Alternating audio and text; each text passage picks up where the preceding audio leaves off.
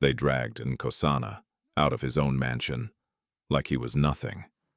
Just hours earlier, he had been one of Johannesburg's most powerful billionaires. Now his accounts were frozen, his name destroyed, and the people he trusted most stood behind the betrayal. No explanation, no mercy, just silence and locked doors. By midnight, Nkosana sat alone on a cold pavement, broken and invisible to the world he once ruled. Then she appeared, a quiet maid named Thandiwe, carrying nothing but a small food container and a heart no one had ever noticed.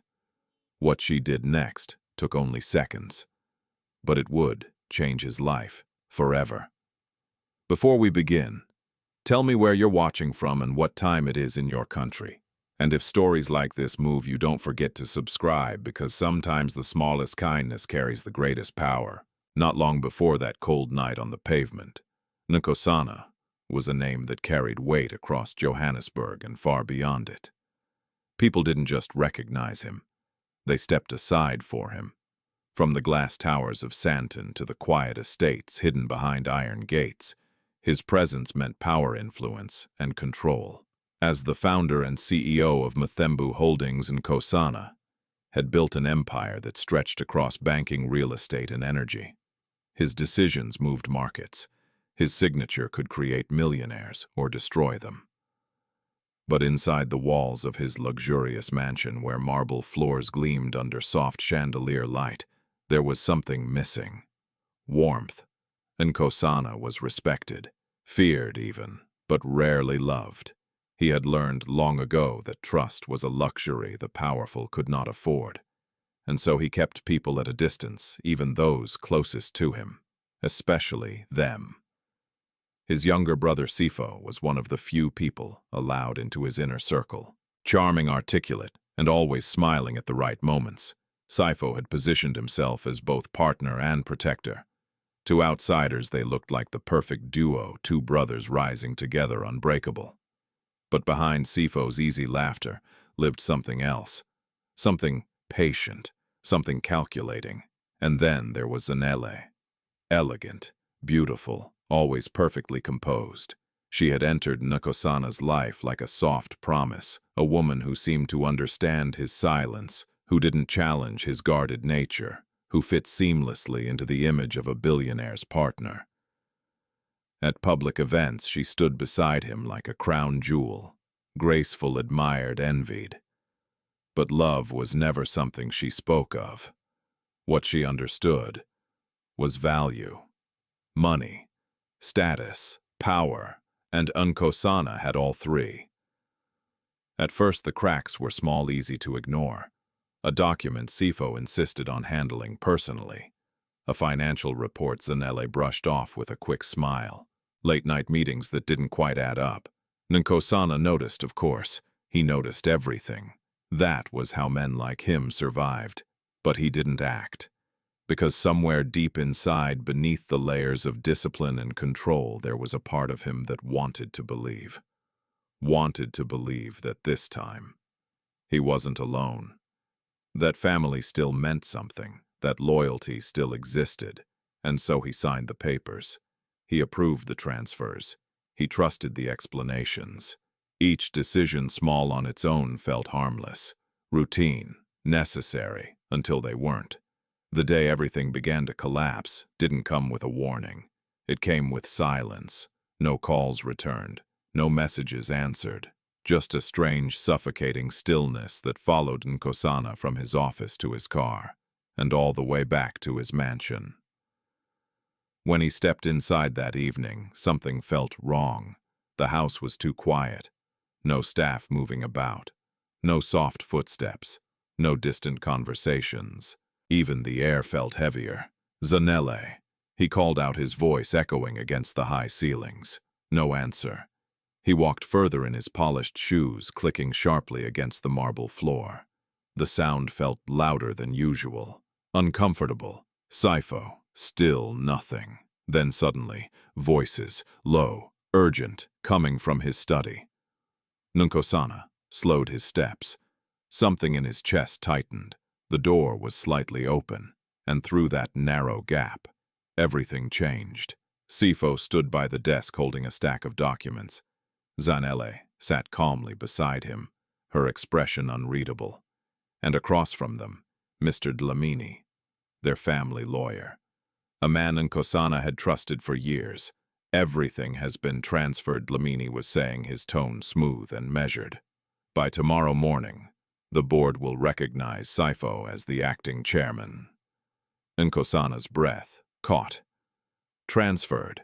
Acting chairman. No delays, Sifo replied. We move fast, before he suspects anything.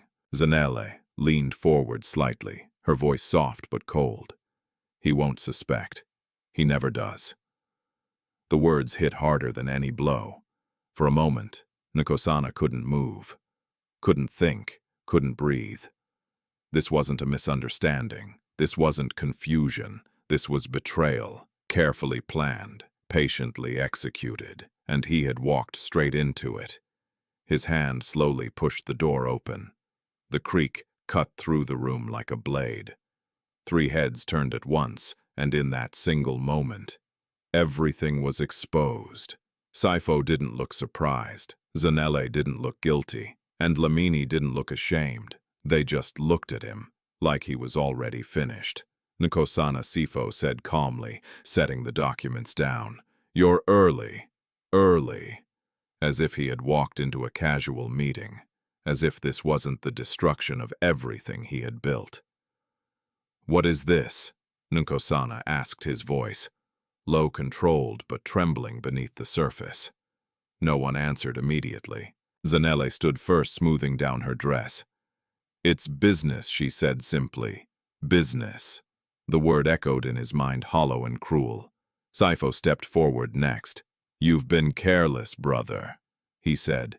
Too trusting, too slow to adapt. Nkosana stared at him. You're stealing from me. Sifo smiled. No, he corrected. I'm taking what should have been mine long ago. Silence filled the room again, but this time it wasn't empty. It was final. Nkosana looked from one face to another, searching, hoping for something, regret, hesitation, anything. But there was nothing.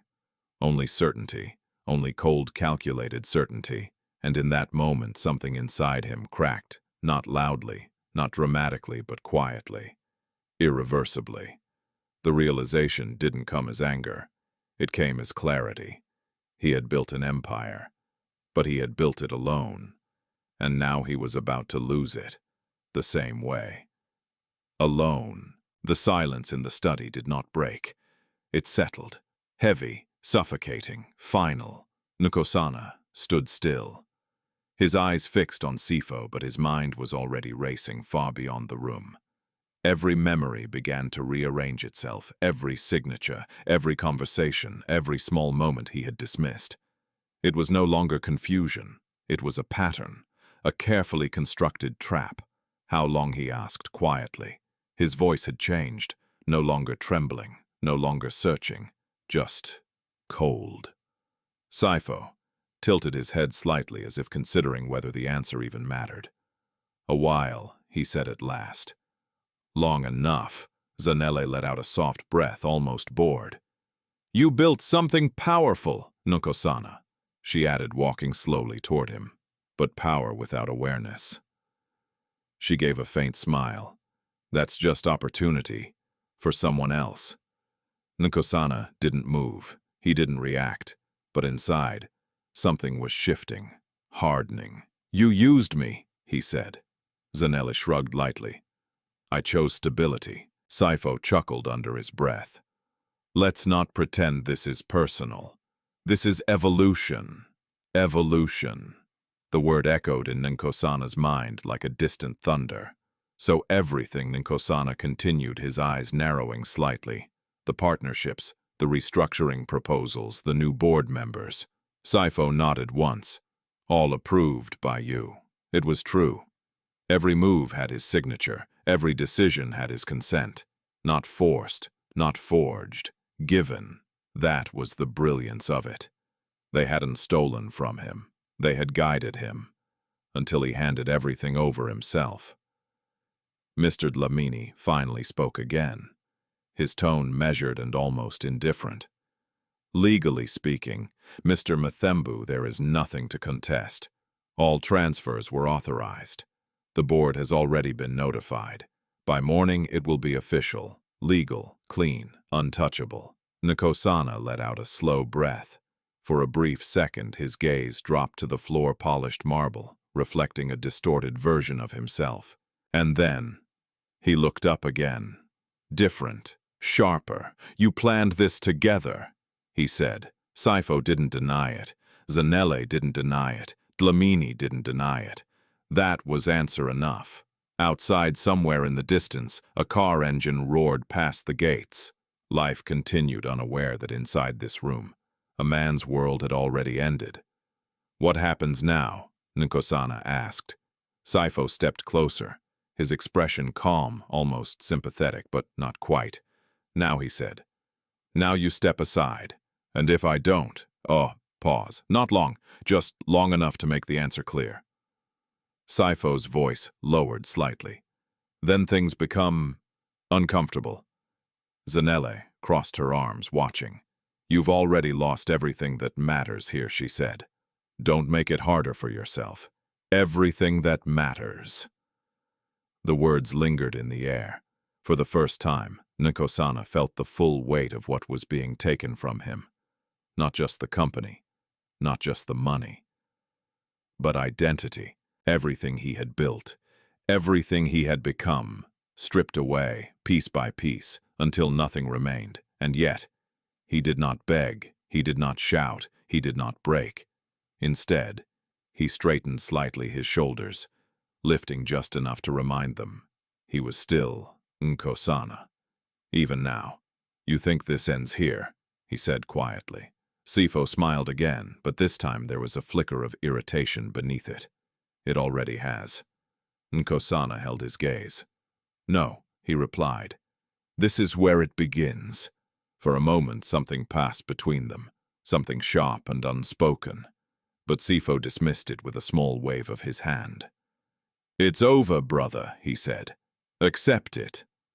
Nkosana didn't respond, because deep down he already understood something they didn't. They had taken his power, they had taken his name, they had taken his empire, but they had not taken his mind. And that was a mistake. Still he turned, slowly, deliberately, and walked out of the study. No one stopped him. No one followed. Because to them, he was no longer a threat, just a man who had lost everything. The next morning came faster than it should have. Or maybe time had simply stopped making sense. Nkosana sat alone in the dining hall, the same place where deals had been signed, where guests had laughed, where everything had once felt untouchable. Now it felt empty, foreign, a house that no longer belonged to him. The staff avoided his eyes as they moved around quieter than usual, as if afraid to be seen acknowledging him. They already knew. News traveled fast in places like this. Power shifted, and everyone adjusted, even loyalty. A television flickered quietly in the corner.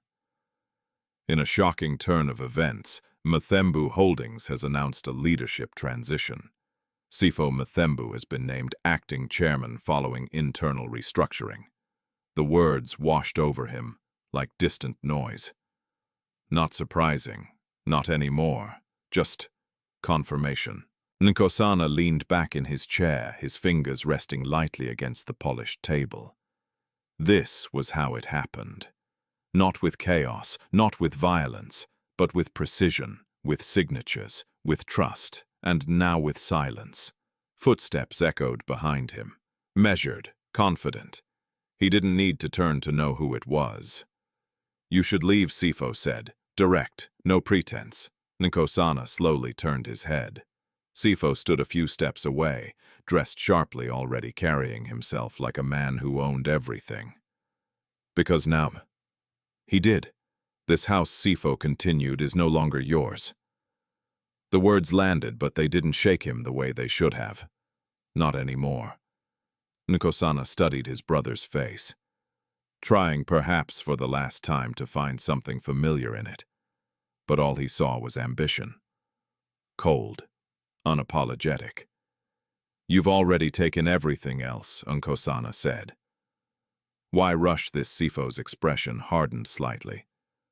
"Because I don't believe in loose ends." A beat. Then, security is waiting outside. And there it was, the final step.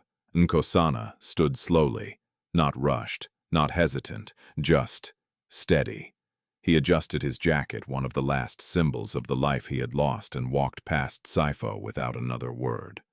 The hallway stretched ahead of him, long and quiet. Each step echoed. Each second marked the end of something.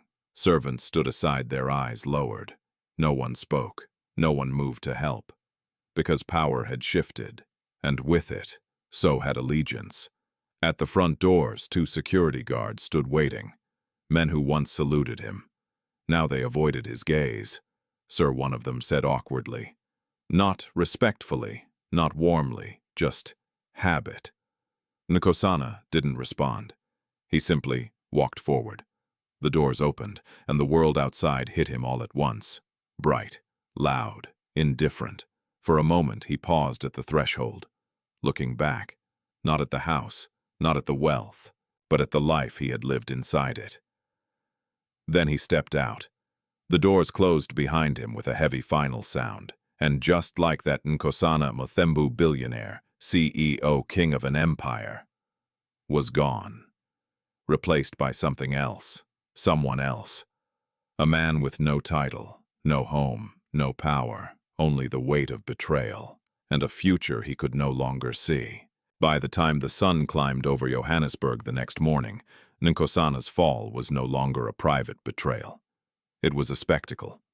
His name, once spoken with admiration in boardrooms and financial circles, was now splashed across headlines, whispered through offices, and dissected on every news channel. Allegations of financial misconduct, unauthorized transfers under his leadership. Sources claim internal investigations had been ongoing for months. The words came one after another, each one carefully chosen, each one designed not just to report but to destroy. Nkosana stood outside a small convenience store staring at a television, mounted high in the corner. The volume was low, but he didn't need to hear every word.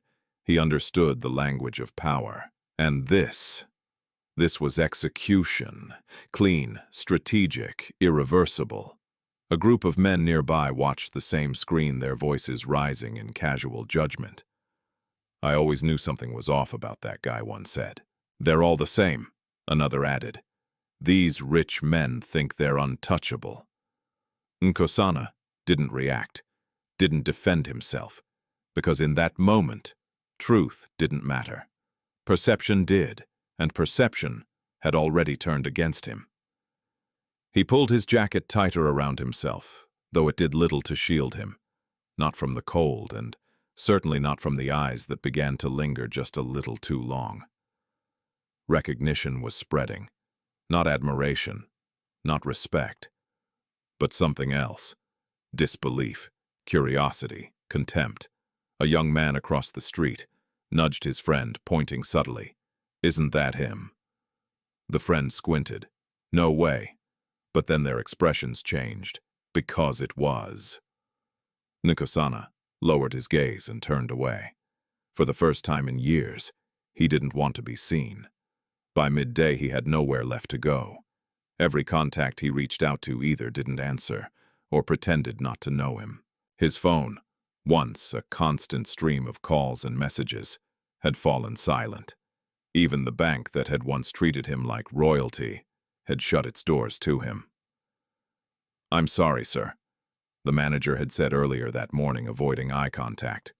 "Your accounts are currently under review. We are unable to grant access at this time." Under review, another carefully chosen phrase, another wall. Nkosana stepped out of the bank building into the heat of the afternoon, the city moving around him, like he no longer belonged to it. Because he didn't, not anymore. He walked for hours, past offices he once owned, past restaurants where his table had always been reserved, past people who once greeted him with respect, now passing him without a second glance, or worse, recognizing him and choosing to look away. By evening, exhaustion began to settle into his bones, not just physical, something deeper. He stopped near a bus stop, lowering himself slowly onto the edge of the bench. For a moment he closed his eyes, and for the first time since everything had begun to fall apart, he felt it. Not anger, not even fear, but emptiness. A hollow space where certainty used to live. How had it come to this? How had a man who controlled entire industries become invisible in a single day? The answer came quietly. Not from the world, but from within. Because he had trusted. Because he had believed that loyalty could exist where power lived. Because he had allowed himself to feel safe. And now that illusion was gone. "Hey!" The voice was sharp, close. Nkosana opened his eyes. Two men stood in front of him, rough-looking, their expressions unreadable. "This isn't your spot," one of them said. Nkosana blinked, disoriented for a second. "I'm just resting," the other man scoffed. "Then rest somewhere else." There was no room for negotiation in their tone. No patience, just territory. Nkosana slowly pushed himself to his feet. Once, men like these would have lowered their eyes in his presence. Now they looked straight at him, unafraid, unimpressed, because power once lost did not linger. It vanished, completely. He stepped away without another word, because he understood something now. On the streets there were no titles, no history, no reputation, only what you were. In that moment, and in that moment, he was nothing. Night came faster than expected. The city lights flickered on, casting long shadows across the pavement. Nkosana found himself back where everything had begun to feel real. The street. Cold concrete. Unforgiving silence. He leaned against a wall, sliding down slowly until he was sitting on the ground. Cars passed. People walked by. No one stopped. No one asked. No one cared. His stomach tightened with hunger. A dull, persistent ache he hadn't felt in years.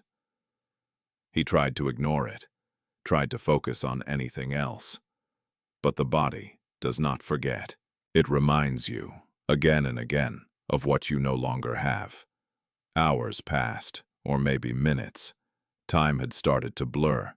At some point, the noise of the city faded into something distant, and in its place came stillness, the kind that wraps around you when the world has moved on. Nkosana lowered his head slightly, his hands resting loosely between his knees. For a brief moment, he allowed himself to think of everything he had lost. The empire, the house, the identity. But more than that, the belief that he was in control, that he could protect what was his, that he could see everything coming. He had been wrong, and now he was paying for it. Alone. Then footsteps, soft, unhurried. They stopped a few feet in front of him. Nkosana didn't look up immediately. He had learned quickly that most people didn't stop for the right reasons. Usually it meant trouble, judgment, or pity, none of which he wanted. But the silence stretched, different this time. Not tense, not demanding, just present. Slowly, he lifted his gaze. A young woman stood there, simple clothes, worn, faded from repeated use. In her hands, she held a small plastic container. Her face was calm, but her eyes were something else. Not curious, not afraid, not judging, just kind. "You should eat," she said gently. Nkosana stared at her, confused. For a second he thought he had misheard. "I don't have money," he replied. The words felt strange in his mouth, unfamiliar. The woman shook her head slightly. "I didn't ask for any."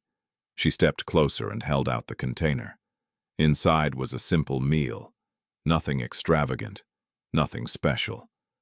But in that moment, it might as well have been Everything. Nkosana hesitated. Not because he didn't need it, but because something about the moment felt unreal. Why, he asked. The woman tilted her head slightly as if the question itself didn't make sense. Because you're hungry. No hesitation, no hidden meaning, just truth.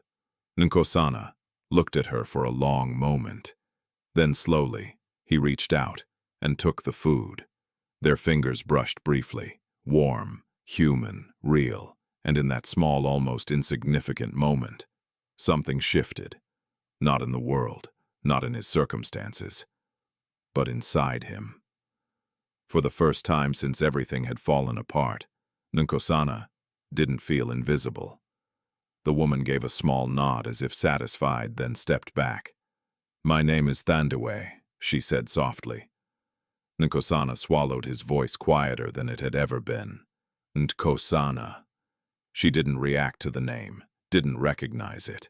To her, he was just a man sitting on the street, hungry, and that was the first honest thing that had happened to him in a long time.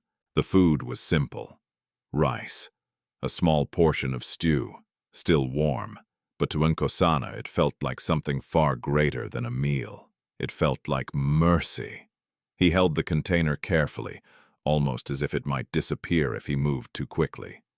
For a man who once commanded luxury without thinking, the act of eating now required humility. He took a slow bite, then another. Each mouthful steadied something inside him that had been unraveling since the moment he walked out of his mansion. His body responded first, grateful, desperate, but his mind followed, quieter, now less chaotic. Thandiwe didn't leave immediately.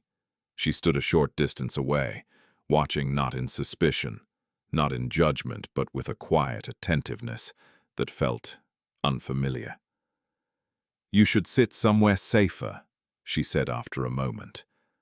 Nkosana looked around. The pavement was cold, exposed. People passed by without seeing him. A few glanced his way, then quickly looked elsewhere as if acknowledging him might somehow burden them. "This is fine," he replied. It wasn't. They both knew it. Thandiwe shifted slightly, adjusting the small bag slung over her shoulder. "It's not," she said gently. "At night, it changes." Nkosana understood what she meant without needing explanation. The streets were different after dark, harder, less forgiving. Still, he didn't respond. Because the truth was simple, he had nowhere else to go. Thandiwe studied him for a second longer, then made a decision. "Come," she said. "There's a place. Not much, but better than here." Nkosana hesitated. Everything in his past life had taught him to be cautious, to question motives, to never follow without understanding the cost. But that life was gone, and the woman standing in front of him had already given him something no one else had since his fall: kindness without condition. He closed the container, holding it carefully. "All right," he said. They walked in silence, through narrow streets, past dimly lit corners and quiet houses that stood behind metal gates. The further they moved from the main road, the less the city resembled the world Nkosana once controlled. This was a different Johannesburg, one he had never truly seen. The roads grew uneven, the lights fewer, the sounds softer but heavier somehow, like every corner carried stories no one talked about. Thandiwe walked with quiet familiarity, her steps confident, unhurried. Nkosana followed, observing, absorbing. For the first time in years, he was not in control of where he was going, and, strangely, he didn't resist it. They stopped in front of a small structure, modest, worn but standing. Thandiwe pushed the door open gently. "Here," she said. Nkosana stepped inside. The room was small, a single mattress in the corner, a wooden chair, a table with a few items neatly arranged. Everything was simple but clean. Cared for, lived in. He looked around slowly. This was her world. "This is where you live?" he asked. Thandiwe nodded. "It's enough, enough." The word lingered. Nkosana had spent years chasing more bigger deals, larger expansions, higher profits, and yet standing in that small room, he felt something he hadn't felt in a long time. Stillness. "You can rest there," she said, gesturing toward the mattress. "I'll take the chair." Nkosana frowned slightly. "No, I can't." "You can," she interrupted softly. "You need it more." There was no argument in her voice, no performance, just quiet certainty. For a moment, Nkosana didn't know how to respond. No one had spoken to him like that in years. Not as a man, not as an equal, just as someone who needed help. He lowered himself slowly onto the edge of the mattress. It was thin, but it felt like something he had not earned. "Thank you," he said quietly. Thandiwe gave a small nod, then sat down on the chair, folding her hands loosely in her lap. The room settled into silence again. But it wasn't uncomfortable. It wasn't empty. It was peaceful. "Why do you do this?" Nkosana asked after a while. Thandiwe looked up. "Do what? Help people," he said. "Strangers." She thought for a moment before answering. "Because I know what it feels like when no one does." The simplicity of her response struck him harder than anything else had that day. There was no story attached, no long explanation. Just truth. Nkosana leaned back slightly, his eyes fixed on the ceiling.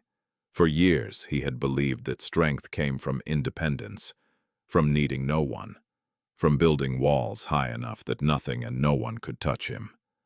But now, those walls had collapsed, and the only thing standing in the space they left behind was a stranger's kindness. The night deepened. Outside, the sounds of the city faded into a distant hum. Inside, the small room held its quiet. Nkosana's body began to relax, the exhaustion he had been carrying finally catching up to him. But sleep didn't come easily. Every time he closed his eyes, images returned. The study, Sifo's voice, Zanele's expression, the door closing behind him. He turned slightly, shifting on the mattress. "You're not sleeping," Thandiwe said softly. It wasn't a question. Nkosana exhaled slowly. "No." She didn't press further, didn't ask what he was thinking, didn't try to fix it. She simply remained there, present. And somehow that was enough. "Everything I had," Nkosana said after a long pause, "is gone." The words felt different, spoken out loud. More real, more final. Thandiwe listened quietly. "People I trusted," he continued, his voice low, "they planned it. Took everything. And now." He stopped. There was nothing left to say. Thandiwe nodded slowly, absorbing his words. "That must hurt," she said. Nkosana let out a faint, humorless breath. "That's one way to describe it." Silence followed again. Then, "You're still here," she said. Nkosana turned his head slightly, looking at her. "What? You're still here," she repeated. "So it's not everything." The words hung in the air, simple but heavy. Nkosana frowned slightly, as if trying to understand something that didn't immediately make sense. "I lost my company, my home, my name," he said. Thandiwe met his gaze. "But you didn't lose yourself." The room seemed to shift with that sentence, not physically, but something inside him moved. For the first time since everything had fallen apart, Nkosana didn't feel like a man who had reached the end. He felt like a man standing at something else, something uncertain, something unfamiliar, but not empty. Hours passed, slowly, quietly, and eventually, sleep came. Not deep, not peaceful, but real. The kind of sleep that only comes when the body can no longer carry the weight of everything it has endured. Thandiwe remained awake a little longer, watching the man who had entered her life without warning.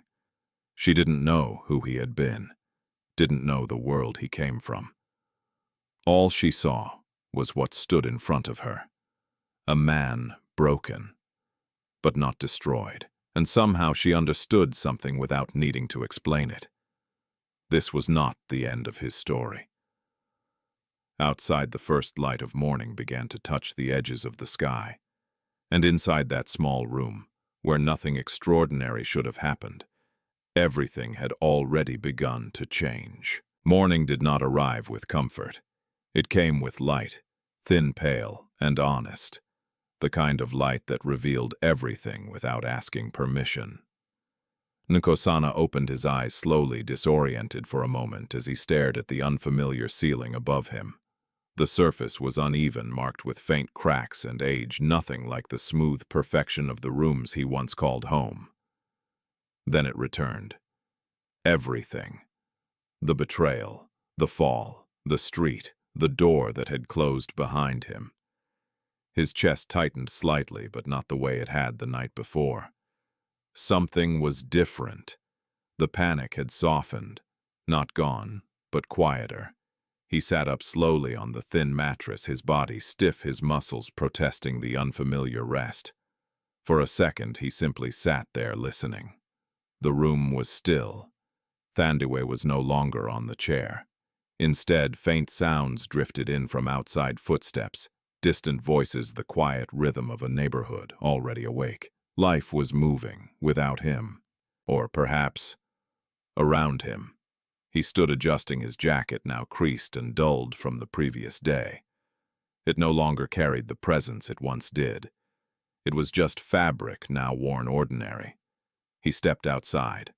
The morning air was cool, carrying the scent of dust and something cooking somewhere nearby. The narrow path in front of the house was alive with movement, children walking, women carrying baskets, men preparing for the day's work. No one stopped to stare, no one whispered. To them, he was just another man. And strangely, that felt lighter. Good. You're awake. Nkosana turned. Thandiwe stood a few steps away, holding a small metal cup and a piece of bread wrapped in cloth. I didn't know if you'd leave early, she said. I don't have anywhere to go, he replied. The words were no longer sharp, just true. She handed him the cup. Tea. Nkosana took it carefully, the warmth seeping into his hands. Thank you. They stood in silence for a moment. Then Thandiwe gestured toward the bench outside. Sit. You should eat. He did. The bread was simple, slightly dry, but it didn't matter. Because this time he didn't eat like a man desperate to survive. He ate like a man beginning to understand something new. Do you work? Thandiwe asked after a while. Nkosana paused. The question felt strange. Once his answer would have been obvious, immediate. Now, I did, he said. Thandiwe nodded, not pressing further. I clean for a family 2 streets away, she said. Sometimes more houses when they call. Nkosana listened. Is it enough? He asked. She smiled faintly. It keeps me moving, not thriving, not secure, but moving. Another kind of strength. Nkosana looked down at the cup in his hands. For years he had measured success in numbers. Growth, expansion, control. But here in this quiet corner of the city, success looked different. It looked like endurance. It looked like showing up, day after day, even when nothing changed. He had never understood that before. You don't have to stay, Thandiwe said suddenly. Nkosana looked up. I mean it, she continued. You can go wherever you need to. There was no pressure in her voice, no expectation, just an open door. Nkosana considered her words, then shook his head slightly. Not yet. Thandiwe studied him for a moment, then nodded. All right. And just like that it was settled. No conditions, no agreements, just trust. The day unfolded slowly. Thandiwe left for work after showing him where to find water, where to sit, where to stay, out of trouble. Don't worry, she said before leaving. No one will bother you here. Nkosana wasn't sure why, but he believed her. He spent the morning sitting outside, watching the rhythm of a life he had never paid attention to before. children laughing over nothing, neighbors greeting each other with familiarity, people struggling but not hiding it. There was no illusion here, no polished image, just reality, and for the first time in a long time, Nkosana was part of it. By midday, hunger returned. Less aggressive this time, more patient. He stood unsure what to do with himself. Then he noticed something. A man nearby struggling with a broken cart trying to lift one side while balancing the other. Without thinking, Nkosana walked over. "Let me help," he said. The man looked at him briefly, then nodded. Together they adjusted the cart, lifting it just enough to realign the wheel. It wasn't difficult. It wasn't significant. But when they were done, the man gave a short nod. "Thanks." And that was it. No recognition, no expectation, just acknowledgement. Nkosana stepped back, something unfamiliar settling inside him. He had spent years giving orders. Now he had simply helped, and somehow it felt different. The afternoon passed in small moments, carrying water, moving a crate, holding a door.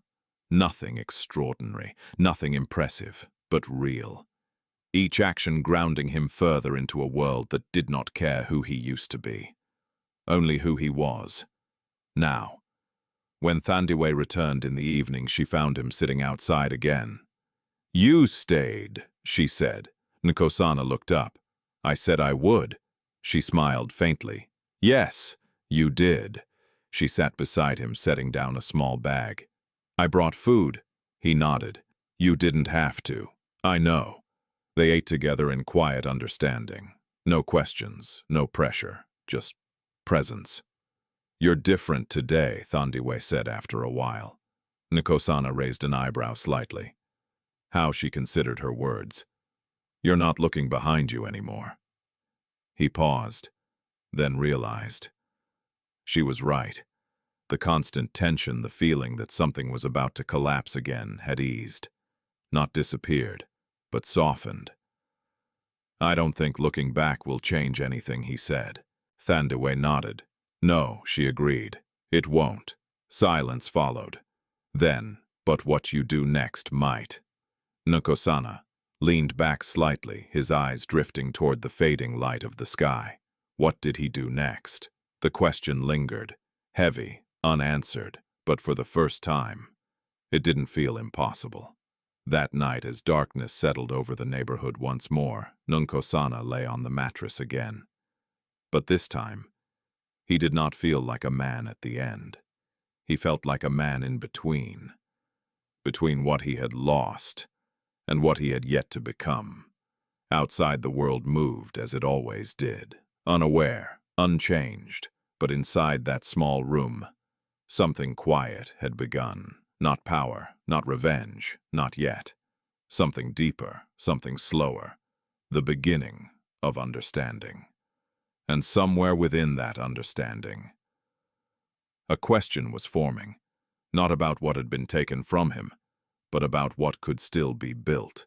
In the days that followed, Nkosana began to understand something he had never truly seen before. Poverty was not just about lacking money. It was about carrying weight every single day and still choosing to move forward. Thandiwe lived that truth without ever speaking it aloud. Each morning before the sun fully rose, she was already awake. Nkosana would hear the soft sounds of her preparing boiling water. Folding the same few clothes, she rotated between tying her hair back with quiet precision. There was no rush in her movements, yet no wasted time. Everything she did had purpose. Everything she did mattered. By the time she stepped outside, the world had barely begun to stir, and yet she was already part of its rhythm.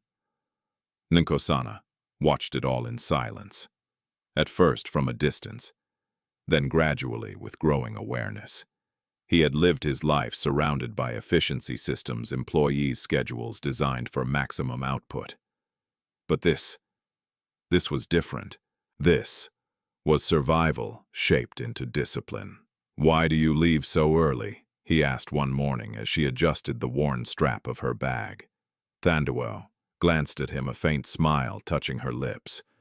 Because if I don't, she said, someone else will take the work. Simple, uncomplicated, final. Nkosana nodded slowly. In his world, opportunities were negotiated, secured, expanded. In hers, they were taken before they disappeared. After she left, the day unfolded in its now familiar rhythm. But something had changed. Nkosana no longer sat still. He moved, he helped. Not because he had to, but because he chose to. At first, the neighbors had watched him cautiously, this quiet man who had appeared out of nowhere, carrying himself differently, speaking less, observing more. But over time, curiosity gave way to acceptance. Because he did not ask for anything. He simply showed up. There was an elderly woman, Makumalo, who struggled to carry water from the communal tap.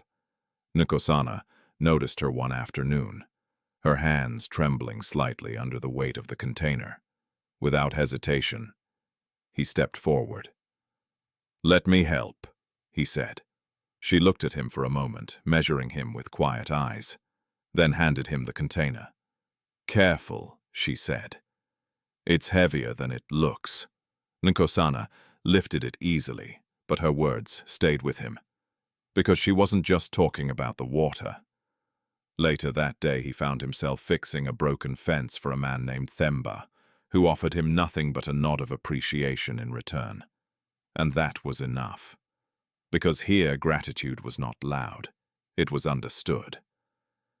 When Thandiwe returned that evening, she paused for a moment when she saw him. "You're working," she said.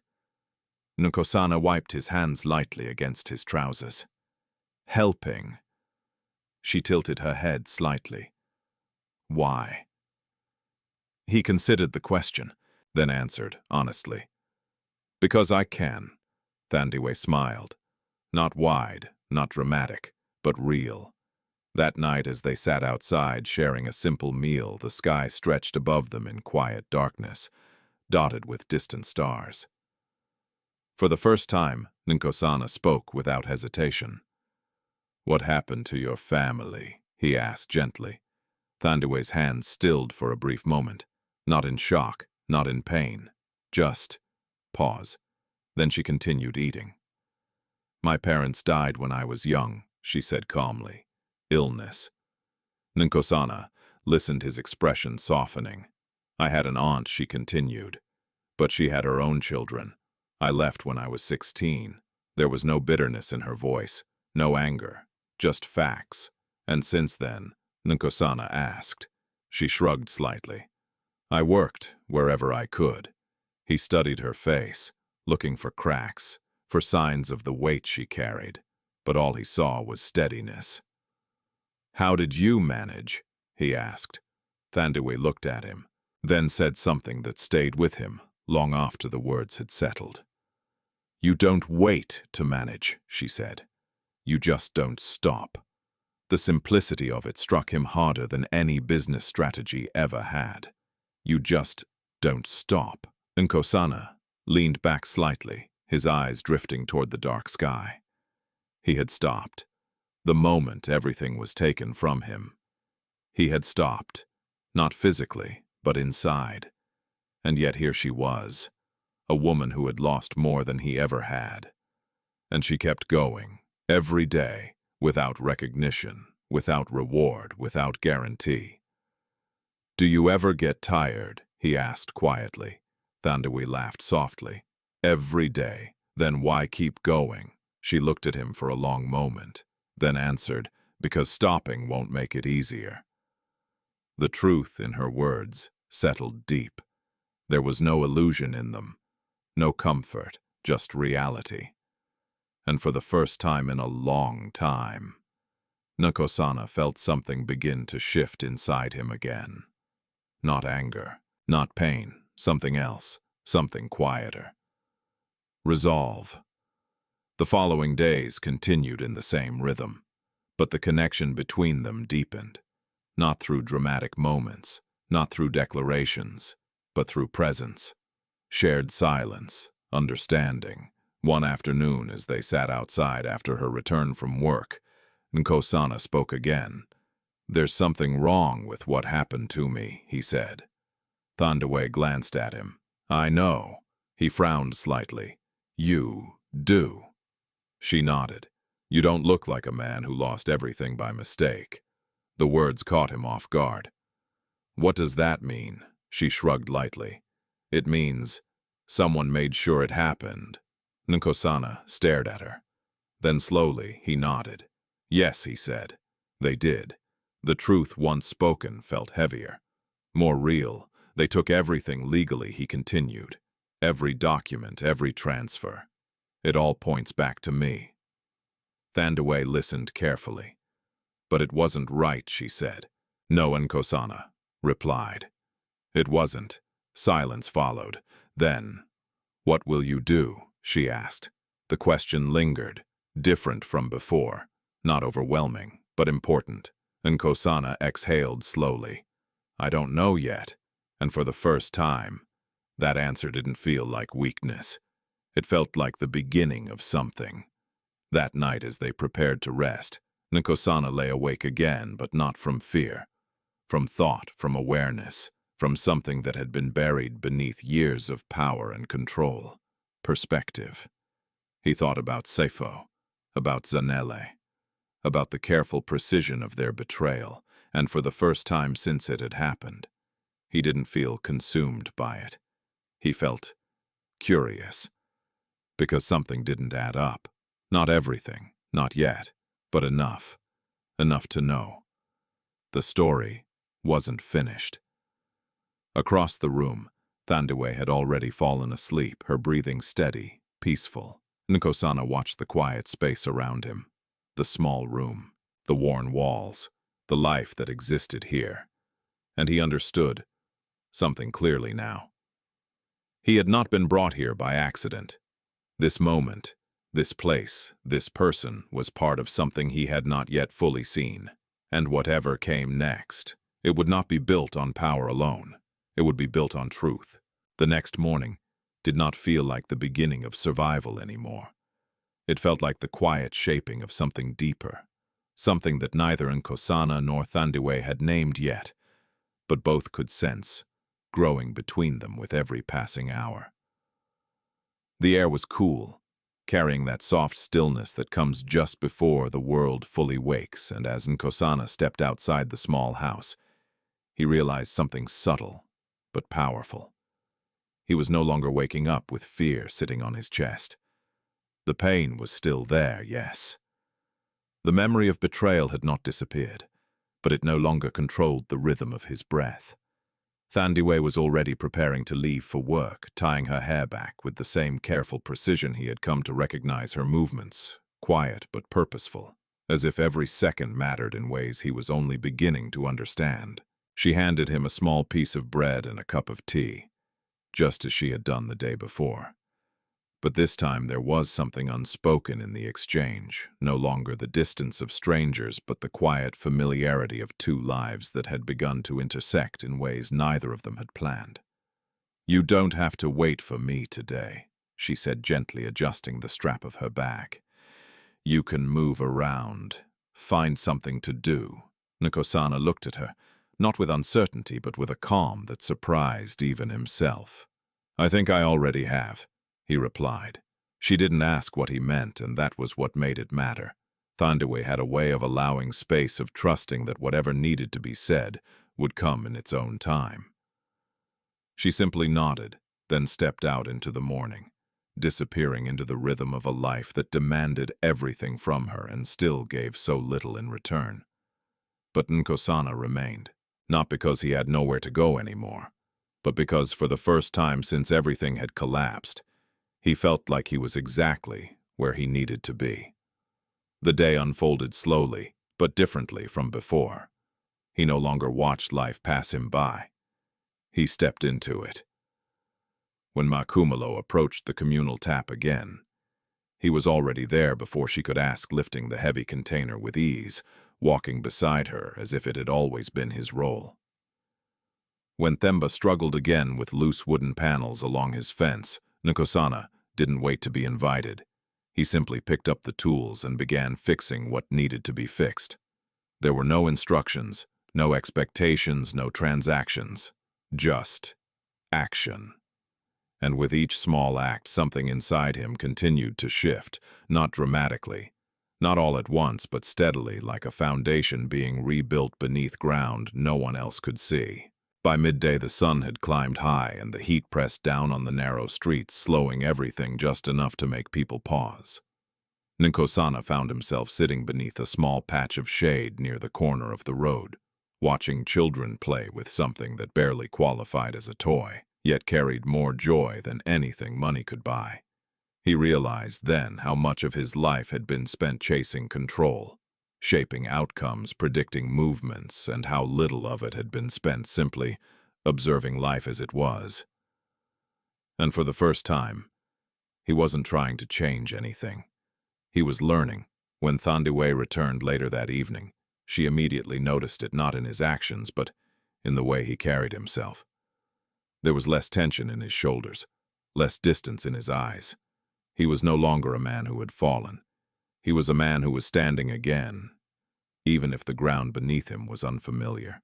"You've changed again," she said, as she sat beside him, placing a small bag of food between them. Nkosana glanced at her, a faint, thoughtful smile forming.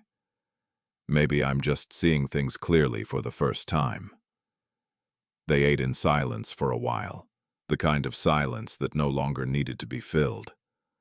The sky above them softened into evening colors, fading slowly as the world prepared to rest, and in that quiet moment something deeper began to surface. "I used to think kindness was optional," Nkosana said eventually, his voice low but steady. "Something people offered when they had enough." Thandiwe looked at him, listening. "But you didn't have enough." He continued, his gaze distant, now reflecting something far beyond the small space they sat in. "And you still gave." Thandiwe didn't respond immediately. She let the words settle the same way she always did, as if she understood that truth needed space to breathe before it could be answered. "Kindness isn't about having enough," she said finally. "It's about choosing not to become like the world when it has nothing to give you." The sentence stayed between them, heavy with meaning, yet carried so gently it did not overwhelm. Nkosana absorbed it slowly, feeling it settle into parts of him that had once been closed off, guarded, unreachable. For years he had believed that power came from distance, from control, from never allowing himself to be vulnerable to the intentions of others. But now, sitting beside a woman who had every reason to harden herself against the world, and yet had chosen not to, he began to understand something he had never been taught in boardrooms or negotiations. Strength did not always look like dominance. Sometimes it looked like compassion, when no one was watching. That night, as they returned inside the small room, felt different again. Not because it had changed, but because he had. Nkosana lay on the mattress, staring up at the same cracked ceiling. But his thoughts no longer circled around what had been taken from him. Instead, they moved toward something else, something unfinished. There were still questions, still pieces that did not fit, still a truth buried beneath the surface of everything that had happened. And now for the first time he was ready to find it. Not from a place of anger, not from revenge, but from clarity. Because the man who had lost everything was no longer the same man who had built it, and whatever came next would not be built the same way. Kethuk fantam, tieputuch kau vietju motnghin jen motnghin, haitramtu theokwijin, fan chin, the truth beneath what was taken. In the quiet days that followed, something within Nkosana continued to settle, not into comfort, but into clarity. It was no longer the sharp, suffocating weight of loss that defined his thoughts, but a slower, more deliberate awareness, like a man finally stepping back to see the full shape of a storm he had once been trapped inside. What had happened to him was no longer just betrayal. It was design. Too precise, too coordinated, too clean to be an accident of greed or opportunity. And the more he allowed himself to think, without the noise of panic, the more the pieces began to return to him. Not as scattered memories, but as a pattern he could no longer ignore. It started with something small, a meeting he had almost forgotten. He had been sitting in the boardroom, months earlier, reviewing a proposal Sifo had insisted was urgent, something about restructuring certain financial channels to increase flexibility in cross-border investments. At the time, it had seemed reasonable. Necessary, even. Sifo had always been persuasive, always speaking with the kind of confidence that made hesitation feel like weakness. And Nkosana, already stretched between multiple expansions, had signed, without pressing too deeply. But now sitting outside Thandiwe's home, with nothing but time and silence, to think that moment returned with a different weight. Not urgency, not opportunity, but intention. He leaned forward slightly, his elbows resting on his knees, eyes fixed on the ground as if the answers might rise from the dust itself. One decision led to another. One approval opened the door for the next. And each time Sifo had been there, guiding, suggesting, reinforcing trust with the ease of someone who had long ago stopped seeing Nkosana as a brother and started seeing him as a stepping stone. And then there was Zanele. At first he had dismissed her role. He had wanted to believe that her distance had been emotional, not strategic. But even that illusion was beginning to fade. There had been moments, subtle, almost invisible, where she had redirected conversations, discouraged deeper questions, softened his instincts, just enough to make him pause when he should have acted. Together they had not forced him to fall. They had made sure he leaned in the wrong direction. And when he did, everything collapsed exactly as they intended. "You're thinking again," Thandiwe said quietly from beside him, her voice soft but grounded, pulling him gently back from the edge of his thoughts. Nkosana looked up, blinking once as if adjusting to the present. "I'm remembering," he replied. She tilted her head slightly.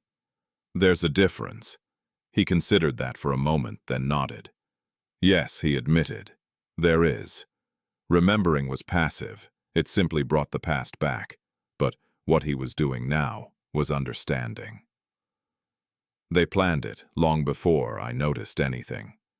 He continued, his tone calm but firm. "Every step was placed carefully. Every decision I made. They had already prepared for it." Thandiwe listened without interrupting, her presence steady as it always was. She didn't rush him, didn't fill the silence with unnecessary comfort. She allowed him to move through the truth at his own pace. "Then why didn't you see it?" she asked, not as an accusation but as a genuine question. Nkosana exhaled slowly, leaning back slightly as he searched for the answer. "Because I believed I was in control," he said. "And when you believe that, you stop questioning the things that feel familiar." Thandiwe nodded, her expression thoughtful. "So they didn't hide it," she said. "They just made it look normal." The simplicity of her observation struck him instantly. "Yes," Nkosana said, a faint realization sharpening in his voice. "Exactly that. They hadn't needed to deceive him with complexity. They had used routine, trust, expectation. And now that realization changed everything. Because if it had been built that way, then it could be unraveled the same way. Not through force, not through anger, but through understanding." Nkosana stood slowly, pacing a few steps forward before turning back his mind, now moving with a renewed sense of direction. "There has to be something they missed," he said. "Something small, something they didn't think mattered." Thandiwe watched him carefully. "Why?" "Because no plan is perfect," he replied. "Only controlled, and control always has limits." She studied him for a moment, then asked, "And if you find it?" Nkosana paused. The question hung between them, heavier than anything else that had been said. "If I find it," he said slowly, "then I find the truth." And then he didn't answer immediately.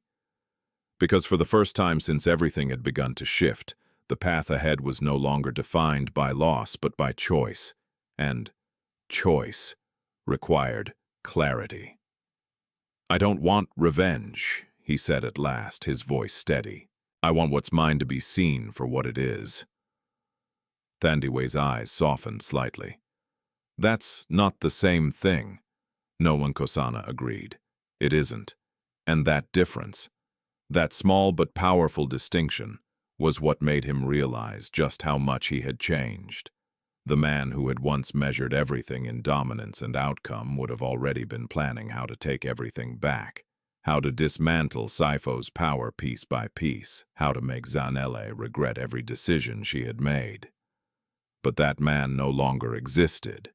What stood in his place now was someone else, someone who had seen what happened when power existed without truth, someone who understood that winning without integrity was just another kind of loss. The afternoon stretched on, but this time it did not pass quietly. Nkosana moved with intention, now not just helping where he could, but observing with sharper eyes, listening more carefully, allowing the discipline that had once built his empire to return but reshaped, grounded no longer driven by ego, but by purpose. He began to map things in his mind, not streets, not buildings, but connections, decisions, moments, every conversation with Sifo, every document processed by Dlamini, every subtle influence from Zanele. It was all there, waiting, and slowly, he began to see it. Not fully, not yet, but enough to know that the story he had been given was incomplete. That night, as darkness settled once again over the small neighborhood, Nkosana sat outside with Thandiwe, the quiet of the evening wrapping around them like something familiar, something steady. "I'm going to find it," he said, not with urgency but with certainty. Thandiwe didn't ask what he meant. She already knew. "Then I'll help you," she said. Nkosana turned to her surprised. "You don't even know what it involves." She met his gaze without hesitation. "You didn't know me," she replied softly. "But you still trusted me." The words landed gently but deeply, and in that moment something unspoken was sealed between them. Not a promise, not a plan, but something stronger. Belief. And as Nkosana looked out into the darkness, he realized something with quiet certainty. The man who had been destroyed in a single night was no longer the man who would walk into what came next, because this time he was not walking alone. From that night forward, Nkosana no longer allowed his thoughts to drift without direction. What had once been fragments of memory now became something structured, something deliberate, as if the same mind that had built an empire was quietly awakening again. Only this time without arrogance, without the illusion of invincibility, but with a deeper, sharper awareness, shaped by everything he had lost. He understood now that the truth would not reveal itself through force or confrontation. It would emerge slowly, hidden inside the ordinary details everyone else had overlooked. And so, he began there, with the ordinary. The next morning, as the neighborhood stirred to life once again, Nkosana did not sit and observe as he had done in previous days. Instead, he moved with intention, not just helping, not just blending into the rhythm of the place, but searching, listening for patterns, for conversations, for anything that might connect back to the world he had been forced out of. It was not easy because the life he had lived before and the one he now occupied rarely overlapped. But he knew something important: power always left traces even when it tried to erase itself. Thandiwe noticed the change immediately. There was a focus in his movements now, a quiet intensity in the way he listened and the way he paused, before speaking, as if weighing every thought against something larger than the moment itself. She did not interrupt him, but she remained close, offering the same steady presence that had carried him through the days before. Only now she stood beside him, not just as someone who helped him survive, but as someone who would walk with him into whatever came next. It began with something unexpected, a conversation that was not meant for him. Late that afternoon, as Nkosana helped Themba repair a section of fencing near the edge of the street, two men stood a short distance away, speaking in low voices. They were dressed better than most in the area, not wealthy but careful, deliberate. The kind of men who did not belong to the neighborhood, but moved through it with purpose. Nkosana did not turn toward them, did not make it obvious that he was listening, but every word reached him clearly. "The accounts were cleaned properly," one of them said. "There's nothing left to trace." The other man hesitated. "You're sure? Because if anything comes back, it won't." The first replied quickly. Dlamini handled it himself. Every transfer, every signature legally sealed.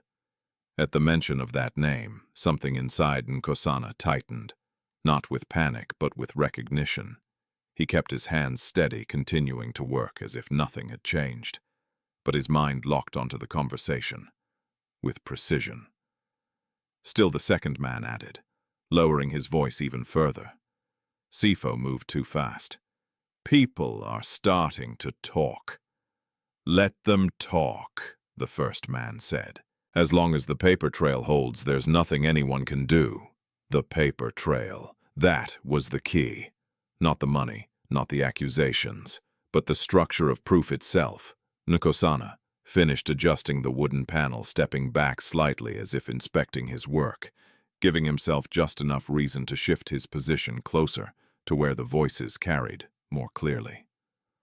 "And the old backups?" the second man asked. "Gone," the first replied. "Wiped clean before the transition." A pause followed then. "Except for that one system," the second man muttered. Nkosana's attention sharpened instantly. "What system?" the first asked. "The internal recovery logs. I heard they weren't fully cleared. Something about a delay in the loop reset." Silence. Then a low curse. "I thought that was handled." "So did I." The conversation ended abruptly after that, both men moving away quickly as if the subject had suddenly become too dangerous to continue. But for Nkosana, it was enough. More than enough. He stood still for a moment, the pieces shifting rapidly in his mind, connecting, aligning, revealing something that had not been visible before.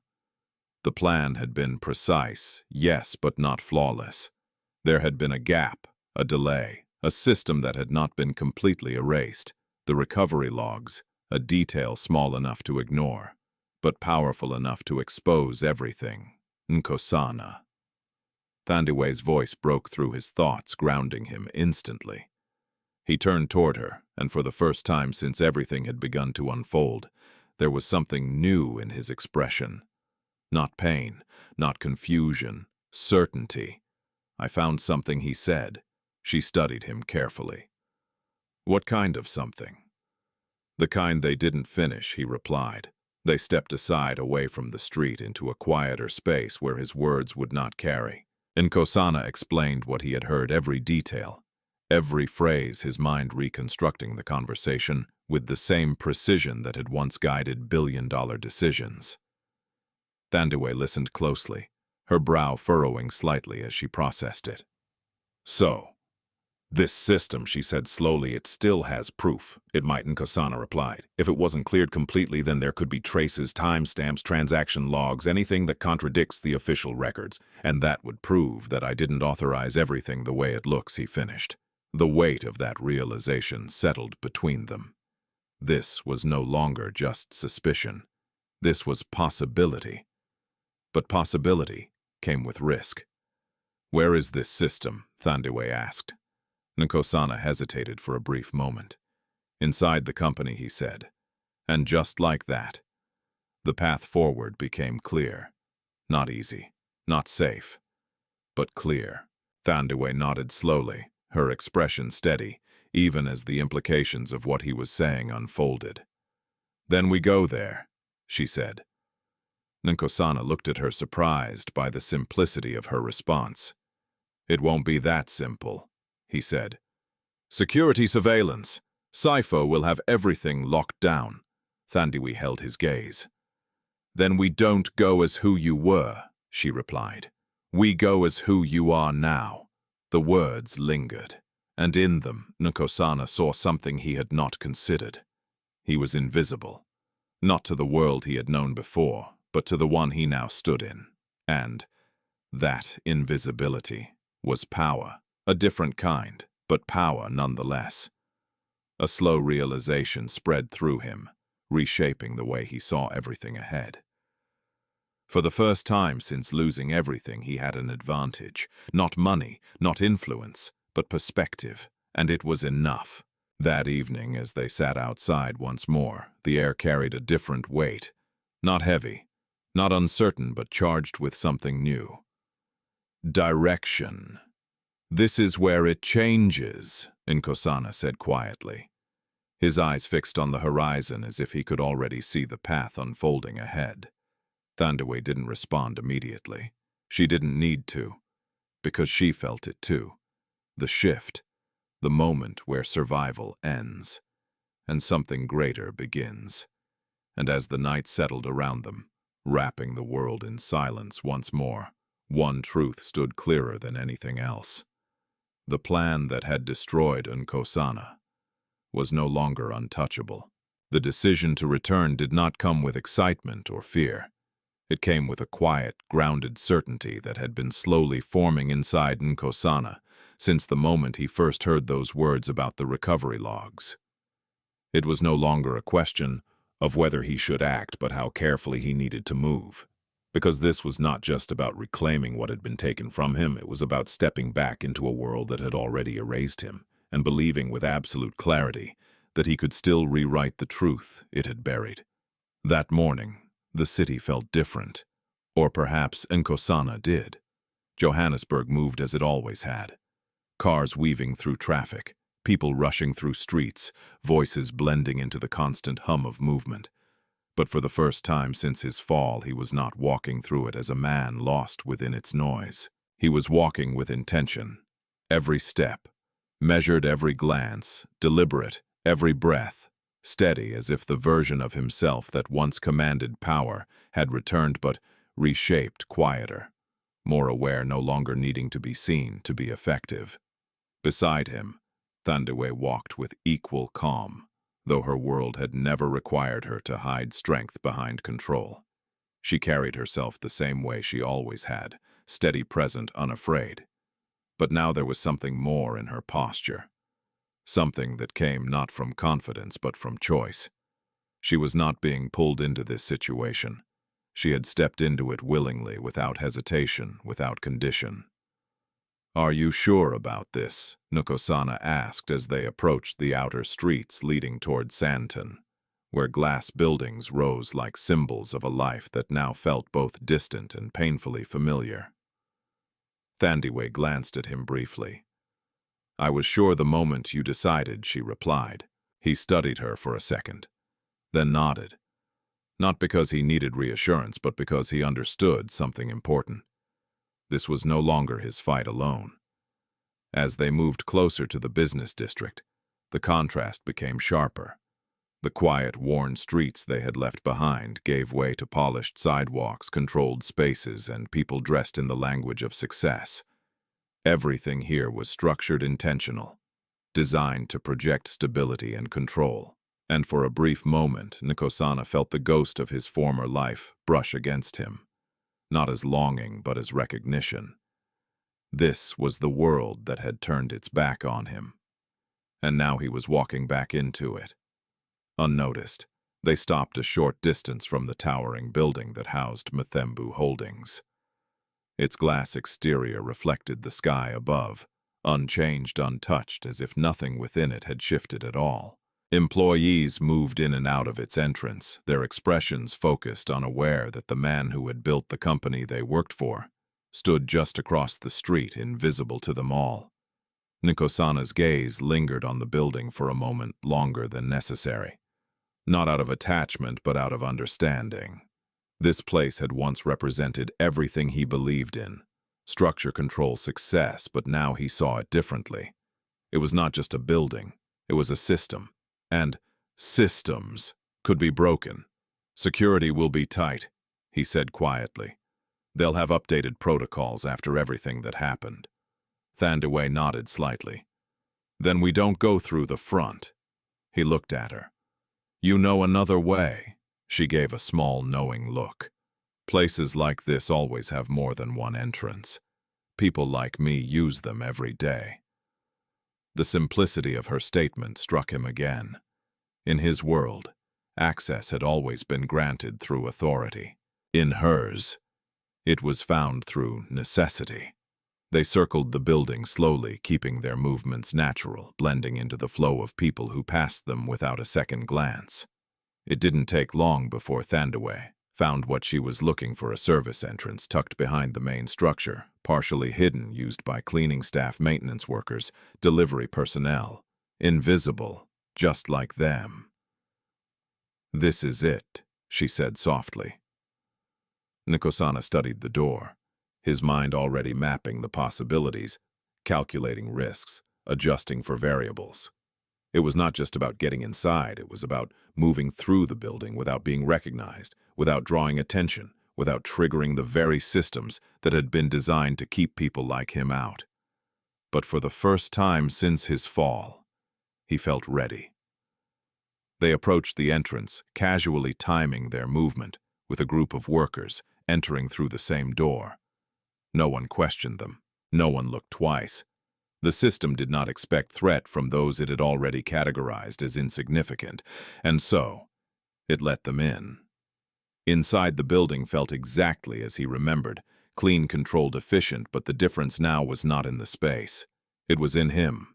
Nkosana no longer walked these halls as a man in control. He walked them as a man, observing everything he had once overlooked. Every camera, every checkpoint, every pattern of movement. Thandiwe stayed close, her presence grounding him, reminding him that they were not here to relive the past, but to uncover what it had hidden. The servers will be on the lower level, Nkosana said quietly as they moved through a corridor. Restricted access. We'll need a way in. Thandiwe glanced ahead, then back at him. Leave that to me. Before he could ask what she meant, she shifted her direction slightly, guiding him toward a maintenance area where several workers were gathered preparing equipment. She picked up a cleaning cloth and a small cart without hesitation, moving with the ease of someone who belonged there. Walk like you're supposed to be here, she murmured. And so he did. They moved past security points, not by avoiding them, but by becoming part of the background. The uniform of invisibility did not require disguise. It required confidence without attention movement, without hesitation, presence without significance. And it worked. No alarms, no interruptions, just access. When they finally reached the lower level, the atmosphere changed. The hum of machinery replaced the polished quiet of the upper floors, and the air carried the subtle weight of something more controlled, more protected. This is it, Nkosana said, his voice barely above a whisper. In front of them stood the server room, locked, secured, but not unreachable. Thandiwe glanced at the keypad, then at the door, her expression thoughtful. Someone will have to open it, she said. Nkosana nodded slowly, his mind already moving ahead, considering the possibilities. Then we wait, he replied. They stepped back, blending once again into the rhythm of the building, positioning themselves where they could observe without being seen. Time stretched each second, carrying more weight than the last, but neither of them rushed it, because this moment, this opportunity had been built carefully, and it would not be wasted. Finally, footsteps approached. A technician, badge visible, access granted. The door opened, and just like that, the final barrier was no longer closed. Nkosana looked at Thandiwe. She gave a small nod, and together they stepped forward, not as who they had been, but as who they had become. And inside that room, the truth was waiting. The moment the server room door slid open, Nkosana did not rush inside. Years of discipline held him back for just a fraction of a second longer than instinct demanded, because he understood something most people never learned. Truth did not reward haste. It revealed itself to those who entered with control. The technician stepped through, first distracted, already focused on the system he had come to check, and in that narrow window of inattention, Nkosana and Thandiwe followed their movements, quiet, unremarkable, absorbed into the background of a space that did not expect them to matter. Inside, the air was different, cooler, heavier, filled with the low hum of machines that never rested. Rows of servers stood like silent witnesses, each carrying fragments of decisions, transactions, and histories that shaped lives far beyond the walls of that room. To most people, it was just data. To Nkosana, it was memory structured, recorded, undeniable. And somewhere inside it was the truth they had tried to erase. "Stay close," he murmured softly, his voice steady despite the weight of what they were about to uncover. Thandiwe nodded, her presence calm, alert, grounded in a way that did not come from knowledge of the system, but from trust in him. She did not need to understand the complexity of what surrounded them. She only needed to understand him, and that was enough. Nkosana moved toward one of the terminals, his hands hovering for just a moment above the keyboard before settling with quiet familiarity. The system responded instantly, its interface unchanged, as if it had been waiting for him, as if nothing had ever shifted at all. But he knew better. Systems did not forget, but they could be manipulated, redirected, rewritten, unless something had been missed. And that was what he was here to find. He navigated carefully, bypassing surface-level data, moving deeper into internal logs, the areas most people never accessed unless they knew exactly where to look. His mind moved faster now, not driven by panic or desperation, but by precision. Each step deliberate, each action aligned with something he could now see clearly, the structure beneath the illusion. "Here," he said quietly, after a moment, his eyes narrowing slightly as a sequence of records appeared on the screen. Timestamps, transaction sequences, authorization chains. At first glance, everything looked clean, exactly as it had been presented to the board, to the media, to the world. Every transfer aligned with his digital approval, every shift in control, supported by legitimate documentation. Perfect. Too perfect. Nkosana leaned closer, his gaze sharpening as he began to scan beyond what was visible, searching not for what was there, but for what wasn't.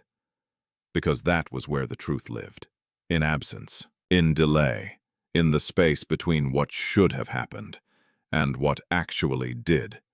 "There," he whispered.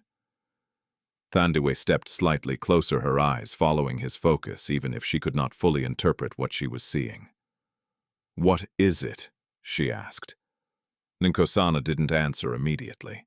His fingers moved quickly, now pulling up deeper layers of the system, recovery logs, internal backups, the parts of the infrastructure that were designed not for daily operation, but for restoration in case something went wrong. And something had gone wrong, just not in the way Sifo had expected. The screen flickered briefly as a hidden sequence appeared, timestamps that did not align, authorization requests that had been processed out of order, fragments of data that had not been fully overwritten. A delay, exactly as the conversation had suggested. "They tried to erase it," Nkosana said slowly, his voice low but steady, "but they didn't complete the cycle." Thandiwe watched him, sensing the shift in his tone. "Can you prove it?" she asked. Nkosana exhaled quietly, his eyes fixed on the screen as the final pieces began to align. "Yes," he said, not with excitement, not with triumph, but with certainty, because what he was seeing was not just evidence, it was structure. A clear breakdown of how the system had been manipulated, how the approvals had been rerouted, how his authority had been used as a mask for actions he had never consciously taken. Every move, every step, every decision, rewritten, and now recovered. But as the weight of that realization settled in, something else followed close behind. Footsteps, close, too close. Nkosana froze for just a fraction of a second, his instincts sharpening instantly. He turned slightly, just enough to see the reflection in the glass panel behind him. A security officer. Approaching. Thandiwe saw it too. Her body tensed, but she did not panic.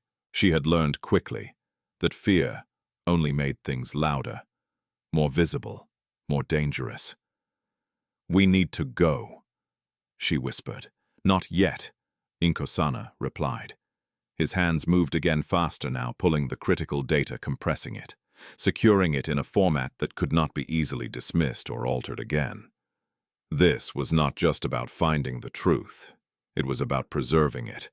The footsteps grew louder, closer. The door handle shifted. Time narrowed. Every second stretched. Thandiwe's breath slowed, controlled, her eyes fixed on the entrance as if willing the moment to hold just a little longer. "Nkosana," she said softly. "I have it," he replied. The words came, just as the door began to open. Without hesitation, he removed the device, securing the data, shutting down the terminal with the same precision he had used to access it. No traces, no visible disruption, just absence. The officer stepped inside his gaze, sweeping the room briefly, before settling on them. "What are you doing here?" he asked, his tone firm, suspicious. Thandiwe stepped forward before Nkosana could respond, her posture shifting instantly, her voice calm, natural, unthreatening. "Cleaning schedule," she said, lifting the cloth slightly as if it explained everything. "We were told to check this level today." The officer frowned, his eyes narrowing slightly. "I wasn't informed. They said it was last minute." She added quickly, her tone steady, her expression open, unguarded in a way that made questioning her feel unnecessary. A pause, just long enough to matter.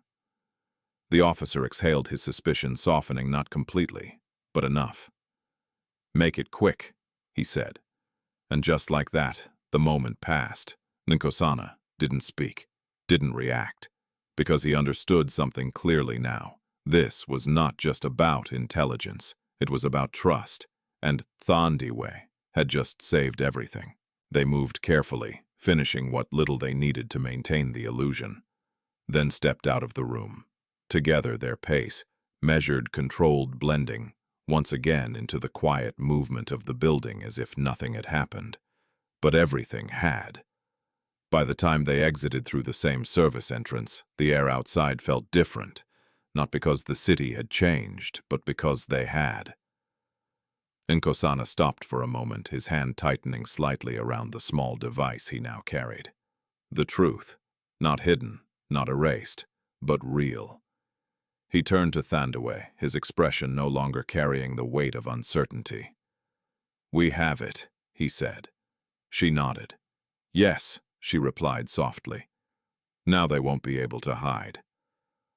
And as they walked away from the building that had once defined his entire existence, one truth became undeniable. The story that had been written about Nkosana was about to be rewritten. The city did not change the next morning. Traffic still filled the roads. Voices still overlapped in markets and offices. Screens still flashed headlines that told people what to believe before they had time to question it. Johannesburg moved forward indifferent as it always had. But for Nkosana, everything had shifted, because for the first time since his fall, he was no longer standing in uncertainty. He was standing in truth, quiet, undeniable, and powerful, in a way that did not need to announce itself to be real. The small device in his hand carried more than data. It carried clarity, and clarity once uncovered had a way of demanding to be seen. That morning, Nkosana did not rush to act. He understood something now that he had once ignored. Timing was not about speed, it was about precision. If the truth was going to dismantle everything Sifo and Lamini had built, it needed to be revealed in a way that could not be dismissed, denied, or buried again. And that meant choosing the right moment. Thandiwe sat across from him, watching quietly, as he organized his thoughts, his movements, calm but deliberate. She did not ask what he was planning because she had already learned that Nkosana spoke, when it mattered not, when it was expected. "What happens now?" she asked eventually, her voice soft but steady. Nkosana looked up, his expression no longer carrying the uncertainty of the days before, but something more grounded. "Now," he said slowly, "we let the truth speak where it can't be ignored." She studied him for a moment. "Where is that? The board," he replied, "and the public." The weight of those words settled between them, because this was no longer about finding the truth. It was about confronting it.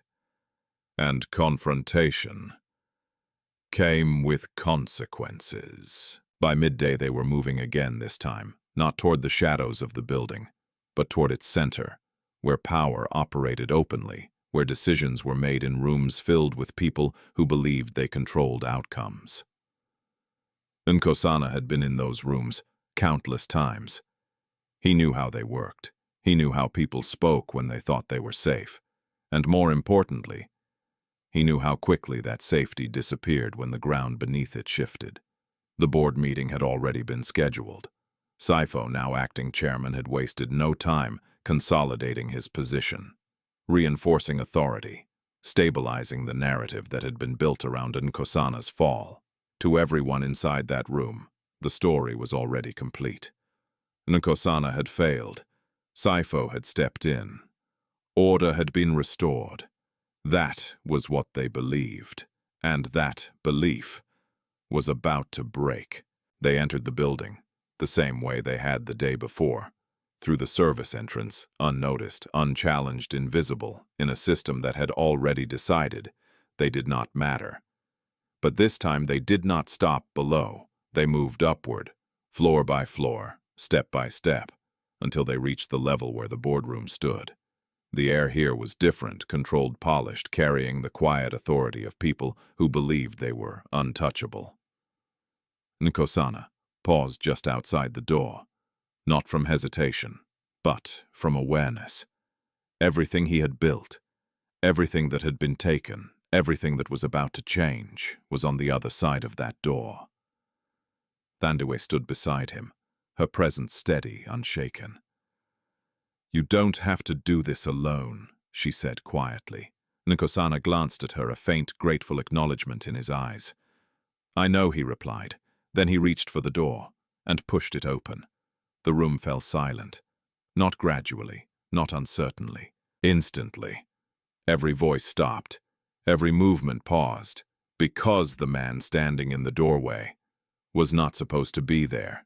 Sifo froze, just for a second, but it was enough for Nkosana to see it. The crack, the moment where control slipped. "What is?" this Sifo said sharply, recovering quickly, his voice cutting through the silence like it still held authority. But something had changed. Because authority requires belief, and belief had just been shaken. Nkosana stepped forward slowly, his presence no longer loud, no longer commanding in the way it once had been, but grounded, undeniable, impossible to ignore. "You forgot something," he said. The room shifted. Board members exchanged glances, confusion, spreading uncertainty following close behind. Saifo's expression hardened. "You have no right to be here." Nkosana didn't respond to that, because he didn't need to. Instead, he placed the device on the table. Small, unremarkable, but powerful. "This," he said calmly, "is what you couldn't erase." The words landed differently, heavier, more precise. Dlamini, seated at the far end of the table, leaned forward slightly, his eyes narrowing. "What are you talking about?" he asked. Nkosana met his gaze. "The recovery logs," he replied. And just like that, the room changed. Not visibly, not dramatically. But something invisible shifted, because those words meant something, even if no one said it out loud. Saifo's jaw tightened slightly, his composure slipping just enough to reveal what he had been trying to hide. "There's nothing there," he said quickly. "Everything was verified." Nkosana, allowed a faint pause before answering. "No," he said quietly. Everything was altered. The distinction cut deeper than accusation. Because it was not emotional, it was factual. He connected the device to the system. The screen came alive. Data appeared. Not presented, not explained, just shown. Timestamps that didn't align. Authorization sequences that contradicted official records. System delays, recovery fragments, proof clear, structured, undeniable. One by one, the board members leaned forward, their expressions shifting from confusion to realization, from certainty to doubt. "What is?" This one of them asked, his voice no longer confident. Nkosana didn't look at him. "Truth," he replied. Sifo stood abruptly. "This is manipulated," he snapped. "He's trying to—" No, Dlamini interrupted. The room turned, because his voice had changed. Lower, tighter, careful. He stared at the screen. His usual composure gone, replaced by something he had not expected to feel. Exposure. "This," he began slowly. "This shouldn't exist." Nkosana finally looked at him. But it does. And in that moment, everything collapsed. Not loudly, not violently, but completely. Because the foundation they had built their lie on was no longer holding. The room erupted not in chaos, but in controlled unraveling. Questions rose, voices overlapped, decisions began to shift in real time, as the truth forced its way into a space that had already declared itself certain. Sifo's authority faded with every second. Dlamini's silence grew heavier, and Nkosana remained still. Because he understood something now that he had never fully understood before.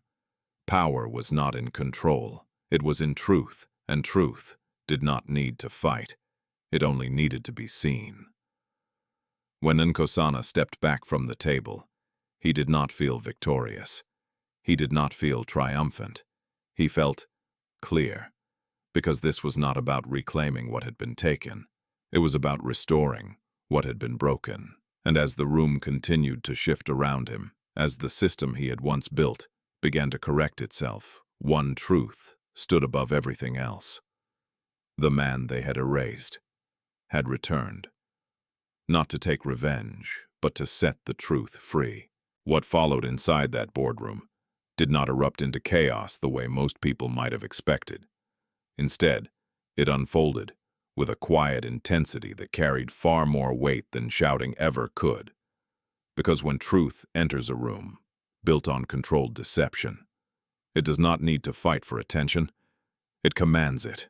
The board members, who only moments before had sat with the calm certainty of men and women who believed the narrative in front of them was complete, now leaned forward with sharpened focus, their eyes moving between the screen and the two men who stood at the center of everything, one trying to hold on to control, and the other no longer needing it to be heard. Sifo's composure did not collapse immediately, but it began to fracture in ways only those who truly understood power could recognize. His shoulders remained straight. His voice still attempted authority, but the precision that had once defined him was gone, replaced by something reactive, something defensive, something that revealed what he had worked so carefully to conceal. He tried to speak over the shifting voices, to redirect the conversation, to reassert the version of events he had so meticulously constructed. But each attempt only made one thing clearer. He was no longer leading the room, he was chasing it. "This doesn't prove anything," Sifo insisted, his tone sharper, now strained at the edges. "Data can be manipulated. Systems fail. This is nothing but a desperate attempt to regain control." But his words no longer landed the way they once would have, because belief had already moved. It had shifted quietly, almost invisibly, from certainty in him to doubt about him, and that was something he could not command back. Dlamini, who had remained silent for most of the exchange, finally leaned back in his chair. His fingers pressed together as if trying to hold on to some version of composure that was steadily slipping away. His eyes stayed fixed on the screen, not because he needed to examine the data further, but because he understood exactly what it meant. He had built the legal framework that made the betrayal appear legitimate, had ensured every step followed procedure, every document carried authority. But this was outside of the structure he had controlled. This was the system itself revealing what had been done within it. And systems, unlike people, did not lie. "This cannot be ignored," one of the senior board members said at last, his voice measured, but firm, cutting through whatever remained of Sipho's resistance. "These discrepancies, they require immediate investigation." Another voice followed, then another, each one adding weight, each one reinforcing the shift that was already underway. What had once been a room aligned under Sipho's leadership was now something else. Entirely a room recalibrating itself in real time, responding not to authority but to evidence. Nkosana stood quietly through all of it, not inserting himself into the rising tension, not pushing the outcome forward because he understood that this moment did not belong to him in the way it once might have. There was no need to dominate the space, no need to control the narrative, because the truth had already taken that role, and it was doing so far more effectively than he ever could. For a brief moment, Sipho's eyes met his, and in that moment, everything that had been hidden between them surfaced, not as words but as recognition. Sipho saw it clearly now. The man he had removed, manipulated, and discarded was no longer the same man standing before him. There was no desperation in Nkosana's posture, no anger in his expression, no need to prove anything beyond what had already been shown, and that unsettled him more than anything else. Because he had prepared for resistance, he had prepared for confrontation, but he had not prepared for this, for calm, for certainty, for a man who no longer needed power to stand. "This isn't over," Sipho said quietly, his voice no longer carrying the authority it once had, but still holding on to something: pride, perhaps, or refusal.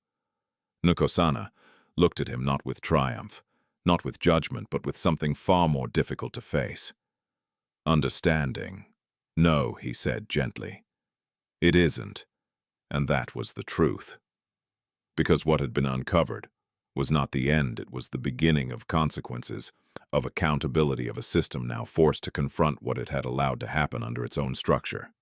Investigations would follow, positions would be questioned, decisions would be reversed. The process would take time, and it would not be simple.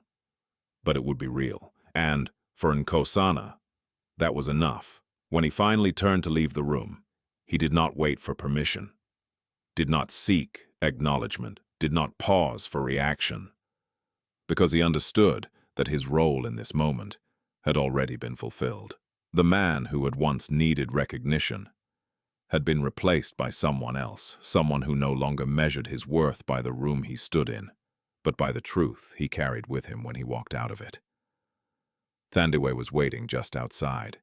She had not entered the boardroom, had not needed to witness what unfolded inside, because she already knew what would happen, not in detail but in outcome.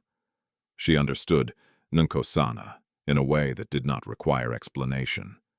And when she saw him step out, she did not ask what had been said or how it had ended. She only looked at him. And in that look, she saw everything she needed to know. "It's done," he said. She nodded, a small, steady motion that carried more meaning than any celebration could have. "Yes," she replied softly. "It is." They walked away from the building together, not hurried, not tense but calm, as if leaving behind something that no longer defined them. The city moved around them as it always had, unaware of the shift that had just taken place inside one of its most powerful institutions, unaware that a narrative had been broken and rewritten in a single morning. But for Nkosana, the difference was undeniable. He no longer felt the weight of what had been taken from him, because he understood something now that he had not understood. Before, nothing that had been taken defined who he was. and nothing that was returned would define him either. Power had once shaped his identity. Loss had once threatened to erase it. But now, he stood outside both, free in a way that had nothing to do with wealth or position or control. As they reached the edge of the street, Thandiwe slowed slightly, her gaze drifting toward the horizon where the city stretched outward, vast and unchanging. "What will you do now?" she asked, and Nkosana followed her gaze, the question settling into him, not as pressure but as possibility. For the first time, the answer did not come from habit, from expectation, or from the weight of what others would assume he should do. It came from something quieter, something truer. "I'll rebuild," he said. She looked at him. "The company?" she asked. Nkosana shook his head gently. "No," he replied. "Myself." And in that answer, everything that had happened finally found its meaning.